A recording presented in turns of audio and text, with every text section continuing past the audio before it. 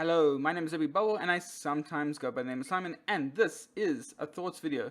So you know the thing of how you can qualify for free shipping at a lot of places by just kind of going over like $100, and then you kind of like fill up you get the games you want, and you kind of fill up the rest with like small card games, generally filler games that like take place in 30 minutes.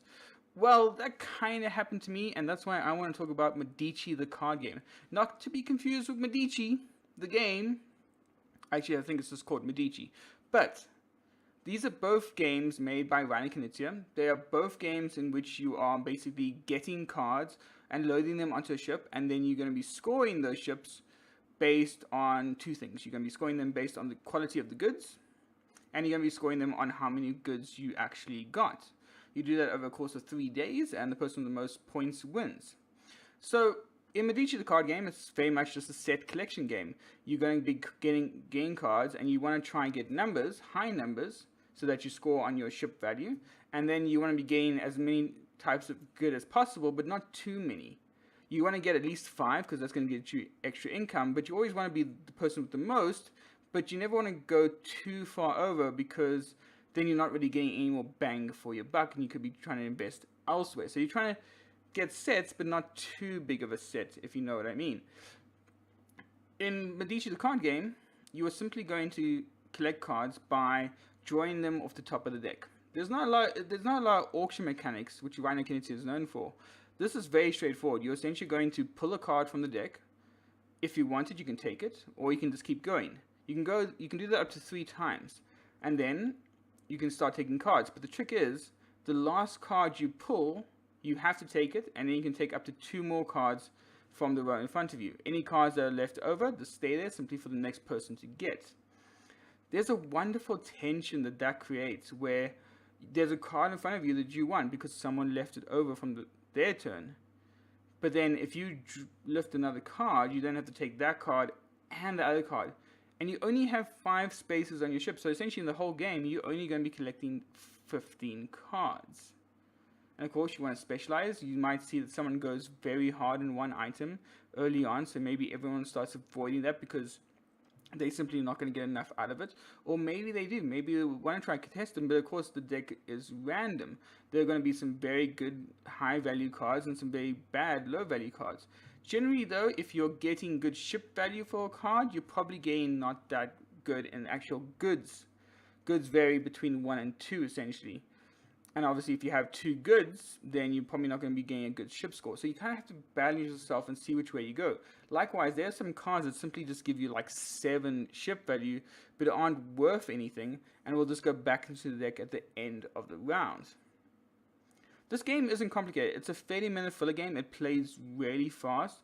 But there's again that level of strategy where what do you want to go for? If you're trying to become second in almost everything, you're probably not going to win. You want to try and get first because that gets you a lot of points. Also, if you have the most ship value in a 4-player game, you can get a boat ton of points that way, and that could probably win you the game right out. But if you are tying with people, that's almost not as good because you kind of divide the score up, and so you both get kind of fewer things in between. Again, this game is not difficult. It's simple, it's easy to learn. There's a bit of complication the first time you play it with how the kind of round score of how you work out ship value and how that scores, and how you work out goods value and how that scores. But after the first time you play it, people are generally going to get it very quickly. And then, of course, as you play through the game, you start making these conscious decisions of, okay, well, do I need blue spice? I think it's blue spice. Do I need that? Well, I don't really know, because he's already got 3 cards, and I could get maybe 3 cards as well, but then we'll both tie, and that's not going to be worth as much. But then if maybe I draw another one, but if I draw another card, and it's maybe just some goddamn furs, then that kind of ruins it, because I really can't collect. I don't have any furs in front of me, but then I have to take the card, but then I could maybe draw 1 more card after that if I do get furs, but then I have to take the card because that's going to be 3 cards that I've drawn. It's wonderful. It is so cleverly done, just because that is the premise of the whole game, but that's what makes the game fun.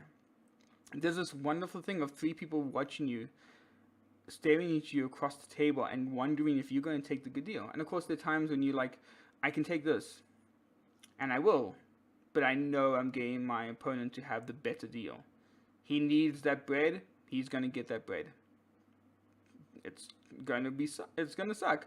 But that's obviously a conscious choice you have to make. So there is a lot of strategy that gets put into this game as you play through it. It's not a game of the long haul. You're not going to be like, okay, I'm going to be the spice king. I'm only going to invest in spice, because you can't. You have to diversify. But it's never going to work out that way in the way that you really, really want it to, and that's clever. Likewise, the game only takes 30 minutes to play, not even that, and it can go really, really quickly. So this is a wonderful filler game. It's not too expensive. The box is quite nice. I will say now, Vincent Dutrait has probably become my favorite artist over the course of last year.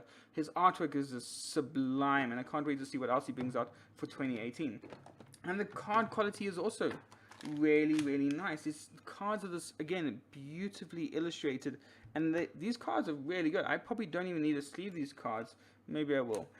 And then, of course, you have coins. Now, the coins are probably the weakest component-wise. I mean, they are nice and shiny, and they look really cool from this. But then you have these really tiny 5-point cards. And to be fair, you don't use a lot of them throughout the game. But you just kind of wish they were maybe a bit bigger, because really, they are tiny. I think I already lost one of them when I played it a few nights ago. But that's really about it. I can't say much more other than this is a really good filler game. If you're looking for something to pad out your shipment with, I absolutely recommend Medici the card game. It's simple. You can play it as a gateway game, and it's a quick way to pass the time if you're waiting for someone. It's got everything it needs for what it was trying to do, and of course the artwork is beautiful, and I like that in a filler, especially since you're going to be looking at those cards quite a bit.